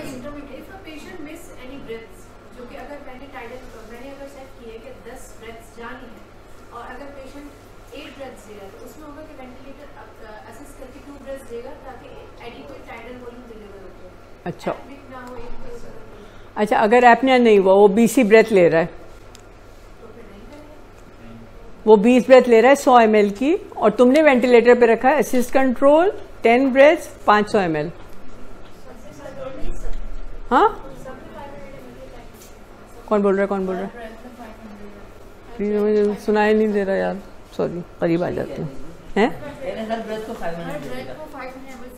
500 ml देगा, दैट इज, तो फिर ये 20 का रेट, तुमने 10 का रेट क्यों रखा हुआ है? That is backup rate. Okay, इसमें जो हम रेट रखते हैं ना in assist control, this really does not have any meaning except कि if the patient goes into apnea, okay, otherwise it does not have any meaning. If you will not keep it, if you will not keep any rate, then हो सकता है patient apnoea में चला जाए। तो इसमें हर उसकी जो 20 की 20 ब्रेथ्स हैं, उसके ऊपर उसको यहाँ पे वो ट्रिगर करेगा, जहां पे भी ट्रिगर करेगा, और अगर तुमने ट्रिगर सही रखी है तो उसको 20 के 20 ब्रेथ्स 500 ml के मिलेंगे। इसमें उसको 10 500 ml के मिलेंगे, बाकी 10 खाली रह जाएंगे, उसके लिए तुम प्रेशर सपोर्ट ऐड करोगे। तो इसमें प्रेशर सपोर्ट का कोई रोल नहीं है। आई रिमेंबर एक हमारा रेजिडेंट था, वो कह रहा था ये वेंटिलेटर खराब है मैडम, इसका पेशेंट जो है वो प्रेशर सपोर्ट का नॉब ही नहीं काम कर रहा। मैंने कहा अच्छा, तो पता चला उसने असिस्ट कंट्रोल पे रखा। जब असिस्ट कंट्रोल पे रखो तो प्रेशर सपोर्ट का वही लाइट ही ऑफ हो जाती है, because you can't give pressure support in assist control mode. You can't there is because all the breaths are being given that 500 ml. So इसमें problem क्या होता है?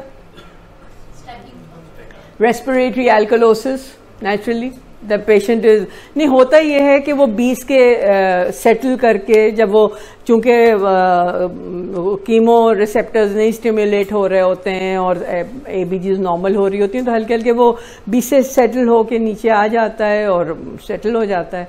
मगर द थिंग इज के initially the patient might land up in, because if the stimulus is too high, like metabolic acidosis में है patient, और उसको ट्रिगर तो होगा उसका रेस्पिरेटरी सिस्टम, तो अगर रेस्पिरेटरी सिस्टम ट्रिगर होगा तो वो फिर रेस्पिरेटरी एल्कलोसिस में जा सकता है। बिकॉज यू रिमेंबर कि ABGs में ये नहीं है कि अगर आप एक्सपेक्ट करेंगे कि किसी को मेटाबॉलिक एसिडोसिस है तो उसकी PCO2 कम होगी, है ना।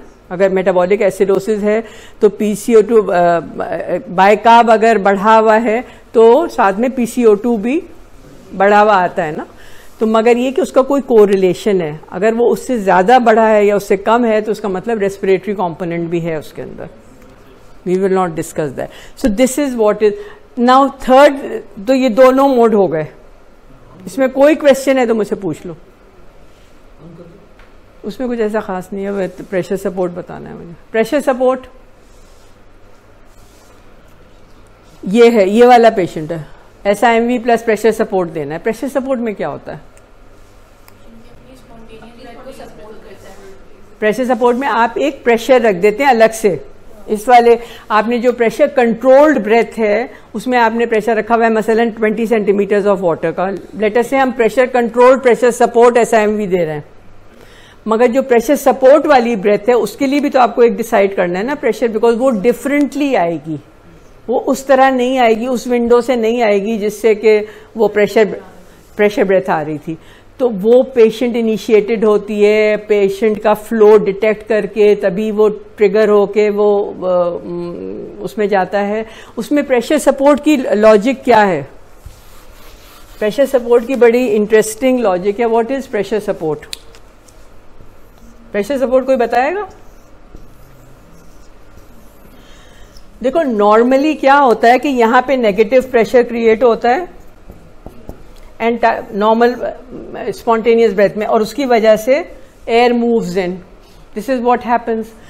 And when this pressure equals this pressure, let us call this pressure as PM and let us call this pressure as P. जब ये PM is equal to PP हो जाएगा तो फ्लो बंद हो जाएगा. यही होता है नॉर्मल, हमारी नॉर्मल ब्रेथ में यही होता है. जब एक मरीज होता है तो it is really the difference in these two, है ना. लेट अस से कि ये जब भी इसके बराबर हो जाएगा ये फ्लो बंद हो जाएगा. जो मरीज होता है वो इस नेगेटिव प्रेशर को इतना क्रिएट ही नहीं कर पाता. वो नेगेटिव प्रेशर तो क्रिएट करता है, मगर जैसे ही 100 ml मूव होता है तो ये बराबर हो जाता है, और जब बराबर हो जाता है तो फिर नहीं मूव करती फर्दर. ठीक है ना. तो व्हाट दे डू इज कि हम दो तरीके से कर सकते थे ना, कि difference between PM and PP दो तरीके से हो सकता है. या तो ये नेगेटिव हो या इसको मैं पॉजिटिव कर दूं. तो हम प्रेशर सपोर्ट में इसको पॉजिटिव कर देते हैं. हम अगर मसलन 10 सेंटीमीटर्स का हमने डाल दिया यहाँ पे, तो फिर क्या है कि वो अचीव करता है कि यहाँ पे भी जब तक वो 10 सेंटीमीटर नहीं अचीव होता तो फ्लो होता रहता है. सो इस पे तो हमारा बस नहीं चलता. हम ट्रीट कर रहे होते हैं, हम उसको एंटीबायोटिक्स देते हैं, ये करते हैं वो करते हैं, ताकि वो अपना जनरेट करे. मगर जब तक वो अपनी उसकी ताकत आए उसकी मसल्स में, जब तक हम यहाँ पे एक प्रेशर ऐड कर देते हैं, so the difference again comes, and because of the difference air moves in. So this is what pressure support is. क्या भाई आ गया? डन है. इसकी तो समझ में आ गया. एनीबडी? तुम्हारी आ गया? पता था? गुड. So pressure support. अच्छा, यू कैन डू दिस कि आप SIMV का रेट कोई डाले ही नहीं. अब पेशेंट माशाल्लाह is coming out towards the end है. ऐसा है कि जो स्पॉन्टेनियस कार्डिया है उसको कहते हैं सिर्फ प्रेशर सपोर्ट दे दो. हाँ, जो अब ये है कि हमने पहले हमने मरीज को डाला लेटर से SIMV प्लस प्रेशर सपोर्ट पे, फिर हमने हल्के हल्के उसके ब्रेथ्स का, अब ही इज गेटिंग बेटर, सो हमने उसके रेट ब्रेथ्स कम कर दिए. अब वो हल्के हल्के वो मैंडेटरी ब्रेथ्स तो खत्म हो गए SIMV वाले, अब वो सिर्फ प्रेशर सपोर्ट पे है. ठीक है. अब इस मरीज के साथ सिर्फ हमें डर क्या है कि इसमें बैकअप रेट नहीं है. प्रेशर सपोर्ट में there is no backup rate.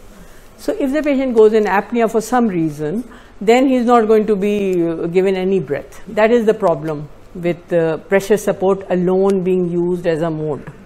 Otherwise, pressure support is a separate mode and it can be used independently, which is generally done towards the end of weaning. ये तो बात है ना, backup पे बात ये तो है. प्रेशर सपोर्ट स्पॉन्टेनियस को प्रेशर सपोर्ट साथ छोड़ देते हैं और एक रेट डाल देते हैं उसको. अगर पेशेंट एपनिया में जाता है प्रेशर सपोर्ट के साथ तो बैकअप रेट नहीं आता, नहीं आता. बैकअप रेट नहीं आएगा उसका. There is no backup rate with pressure support. That is just spontaneous. हाँ.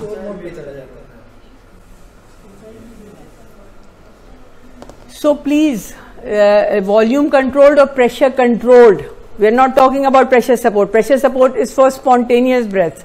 These are targeted mandatory breaths. You can either target the volume or you can target the pressure. कि मुझे इतना pressure achieve करना है अंदर या मुझे इतना volume achieve करना है अंदर. अगर तुम tidal volume achieve करना चाहते हो अंदर तो हो सकता है कि वो बहुत high pressures हो जाएं. You have to be careful. और अगर target तुम्हारा pressure है तो हो सकता है कि तुम्हारी volume enough ना जा रही हो, तो you will have to decide on that pressure कि इतना हो कि उसका hypercapnia should not go more than 55 or so. So this is just a graph कि यहाँ पे जब ट्रिगर हुआ, कहाँ गई मेरी वो छड़ी, कहाँ गई मेरी, ये रही. ये ट्रिगर हुआ तो ये प्रेशर जनरेट हो गया. This volume was created and this is the flow. फिर ये एक्सहेलेशन है तो एक्सहेलेशन में flow is in the reverse order. Okay. This is SIMV. These are the mandatory breaths. Flow. These are the spontaneous breaths. ये they will show in the pressure graph as negative pressures, these two breaths, and in the volume they will show as lower volumes. तो देखो तीनों graphs अलग हैं. कोई जो तुम पूछ रही थी ना तो सब ग्राफ्स अलग हैं. फ्लो का ग्राफ, इसमें फ्लो हो रहा है और इसमें थोड़ी वॉल्यूम जनरेट हो रही है, मगर प्रेशर इसका नेगेटिव में जा रहा है. और ये मैंडेटरी ब्रेथ्स हैं, इनका प्रेशर ग्राफ ये है, वॉल्यूम ग्राफ ये है, फ्लो ग्राफ ये है, and this is the exhalation. इसमें एक्सहेलेशन इज दिस, है ना, depending on what the breath rate is.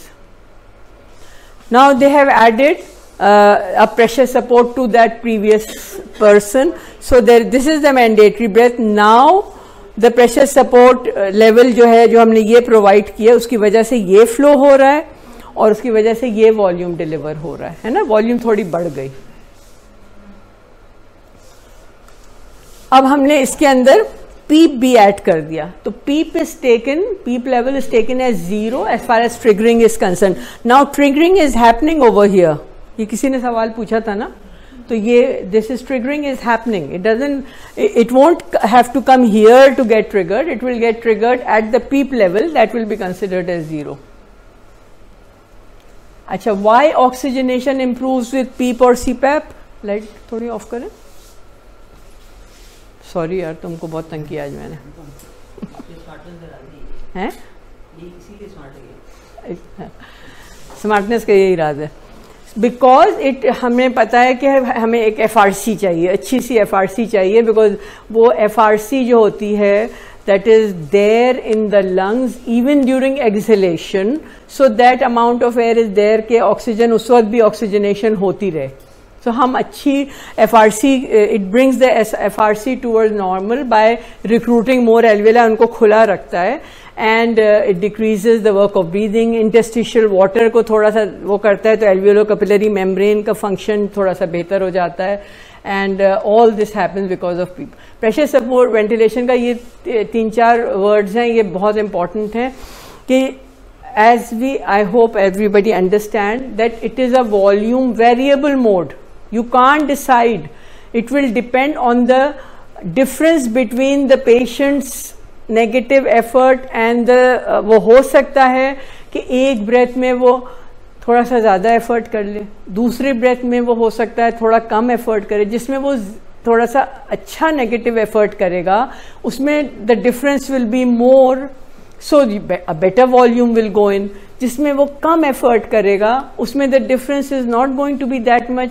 So it is a volume, every breath is of a different volume. You don't expect it to be the same. It's considered as a volume variable mode which is patient triggered, है ना, patient triggered है ना, patient ने अगर नहीं करेगा effort तो नहीं जाएगा.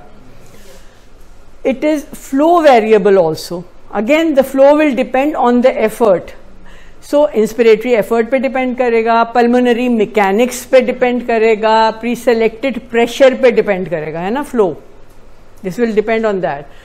And it is the pressure that you give is constant, of course. वही constant pressure यहाँ पे. The only thing that the ventilator decides is कि उसके अंदर 10 सेंटीमीटर का pressure create होगा, मगर बाकी सारी चीजें सब patient.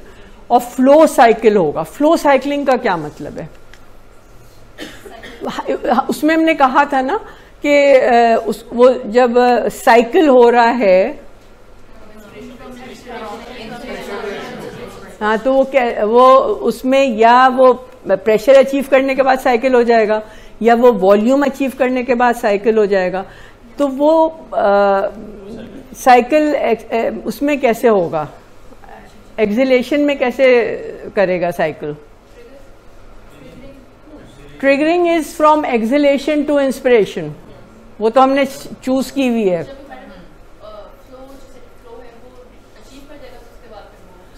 अच्छा, फ्लो का नहीं, वो ऐसा होता है कि जैसे कि ट्रिगर वो उस वक्त होता है, यानी साइकिल वो उस वक्त होता है जब पेशेंट जब उसने ब्रीथ इन करना शुरू किया. Again the peak inspiratory flow rate is पहले वेरी हाई ना, और टूवर्ड्स द एंड जाके उसका फ्लो कम हुआ. जो हमने भी पिछले ग्राफ देखे थे तो फ्लो पहले यूं जाता है फिर कम हो जाता है ना.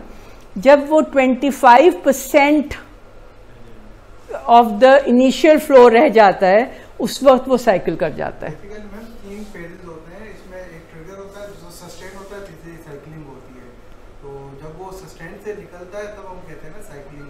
हाँ, तो इंस्पिरेशन के एंड पे साइकिलिंग होती है to go into exhalation.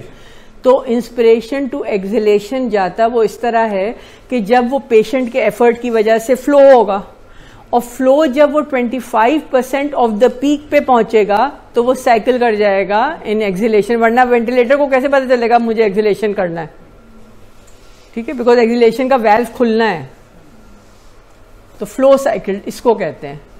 Patient controlled variable, ये सारी चीजें पेशेंट कंट्रोल करता है। Time, inspiratory time, flow rate, tidal volume, total exhaled volume, frequency. Ventilator control variables are only airway pressures, और लो लेवल PSV हम लोग यूज करते हैं SIMV के साथ, और हाई लेवल जो है वो independent. So the major theoretical advantage of PSV this is adjustable breath to breath ventilation, encourages muscle reconditioning, prevents atrophy and avoids fatigue. ये न्यूअर मोड्स हैं जो कि हार्डली यूज हो रहे हैं। सिर्फ APRV के बारे में मैं थोड़ा सा बता दूं कि एयर उसमें हम जब हम बाईपैप यूज करते हैं तो क्या होता है, एक्चुअली बाईपैप की स्लाइड्स अलग है। बाईपैप में हम दो प्रेशर्स रखते हैं, एक IPAP और एक EPAP। इसमें जो है वो हम टाइम से, हम इसमें भी IPAP EPAP रखते हैं, मगर इसमें हम टाइम सेलेक्ट करते हैं कि इतनी देर पेशेंट मुस्तकिल ब्रीथ करता रहता है, चाहे वो लो प्रेशर्स पे हो चाहे वो हाई प्रेशर्स पे हो, दोनों में करता रहेगा। मगर ये है कि जब वो थोड़ी देर के लिए हम उस रिलीज करते हैं टाइम, जब हम प्रेशर को कम करते हैं, टी हाई ये यहाँ पे है ये वाला, कि द पेशेंट हम थोड़ी देर के लिए पेशेंट का प्रेशर बढ़ा देते हैं, फिर हम कम कर देते हैं, फिर बढ़ा देते हैं। लाइन ये है जीरो की, दोनों में है, दोनों में प्रेशर्स हाई है। इसमें हाई इज, इसमें 30 रखा हुआ है और वो इज 10 रखा हुआ है। पेशेंट थ्रू आउट यहाँ पे भी ब्रीथ कर, जब यहाँ पे ब्रीथ कर रहा है तो उसके लिए एक्सहेलेशन थोड़ा सा प्रॉब्लम हो रहा है, मगर जब वो यहाँ पे ब्रीथ कर रहा है तो उसके लिए एक्सहेलेशन थोड़ा सा इजी हो रहा है। So T high and T लो का यही मतलब है कि टी लो में एक्सहेलेशन जरा बेहतर हो जाता है, फैसिलिटेट हो जाता है, और टी हाई में जो है वो through out the cycle although the patient keeps breathing. अब ये मेरे ख्याल से छोड़ देते हैं, नहीं है तो बहुत सारी, मगर अब मेरे ख्याल से थक चुके हैं ये लोग। क्राइटेरिया फॉर वीनिंग है, एक्सट्यूबेशन है, उसके बाद फिर पूरा गैस डिफ्यूजन फेलियर है, और फिर पूरी फिजियोलॉजी है, मगर खैर मेरे ख्याल से इतना काफी है।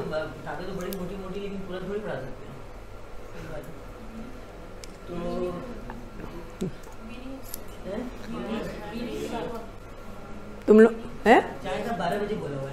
अच्छा, तो हाँ, वीनिंग में कुछ ऐसी खास बात है नहीं, ये सब रटने वाली बातें हैं, तो वो तो तुम लोग रट लेना कि when will you start weaning. पहले तो ये है कि पैथोलॉजी सही हो जाए भाई, बीच बीच में ट्राई करने की कोई जरूरत नहीं, जब वो ठीक होने लगे उसके बाद फिर वीनिंग की कोशिश करना। So the first criteria is reversal of original pathology. And then देखो, हमने हमेशा कहा है कि देर आर टू प्रोसेसेस, एक मैकेनिक्स है और एक गैस डिफ्यूजन है। तो उनके क्या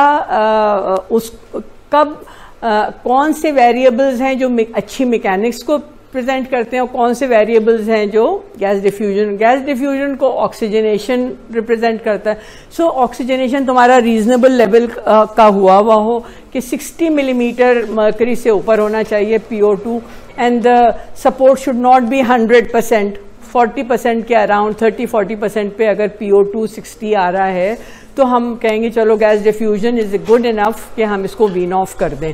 सिमिलरली मैकेनिकल वेंटिलेशन में पेशेंट की टाइडल वॉल्यूम अब कितनी बना रहा है, अगर 5 मिल पर kg से बना रहा हो, मैक्सिमम इंस्पिरेटरी एफर्ट उसका अच्छा हो, अगर उसकी फ्रीक्वेंसी 30 से कम हो गई होगा, उसका मिनट वेंटिलेशन जो है वो करके उसने पता नहीं 10 लीटर तक पहुंचा हुआ हो। These are the criteria of mechanics and gas diffusion, definite criteria to be followed when you are trying weaning. Thirdly, कि वो उसका कार्डियोवैस्कुलर से पेशेंट जो है वो नॉर एड्रेनलिन उसको फुल डोज चल रही है और एड्रेनलिन चल रही है और आप उसको वीनिंग स्टार्ट कर दें, that's not really fair. So he should be cardiovascularly stable and clinical impression. Generally आप पेशेंट क्लिनिकली देख रहे हैं तो पेशेंट जो है वो नॉर्मल है. When would you like to extubate the patient? जबकि you give spontaneous breathing trials of not more than 30 minutes and not more often than 2 hours and see कि उसका इंस्पिरेटरी फोर्स कितना है, उसकी वाइटल कैपेसिटी कितनी है, और उसका ये क्या है RSBI? हाँ, ये क्या है, जरा सा कोई मुझे बताए. हाँ, tidal volumes in the liters divided by respiratory in rate. liters. Yes. Okay, it is the respiratory rate divided by tidal volume in liters, and if the index is below 105, then about this range में होगा, तो होगा, because normally जो है वो कितना है 12/0.5 liters है ना. तो इस उसमें होगा, रेंज में होगा, तब वो कर लेंगे. चलो फिर जर्नी ऑफ ऑक्सीजन यहाँ से शुरू हो जाएगी, which we can do after the, करेंगे. अच्छा, जा रहे हैं घर? ओके, चलो. आई एम वेरी सॉरी, मगर नहीं, यू आर हियर, मगर काम पे नहीं, तुम लोगों का काम भी चलना होगा. मैंने तुमसे कहा था कि पूरा तो नहीं हो सकता. देखो अभी तो इसमें पूरी रेस्पिरेटरी फिजियोलॉजी, वैसे थोड़ी बहुत थी, वो तो ज़्यादा नहीं थी, मगर जर्नी ऑफ ऑक्सीजन काफ़ी लंबी है. आई नो कि वो कॉन्सेप्ट भी नहीं होते हैं. एक और दिन रख लो, उस दिन आके जर्नी ऑफ ऑक्सीजन पढ़ा दूंगी.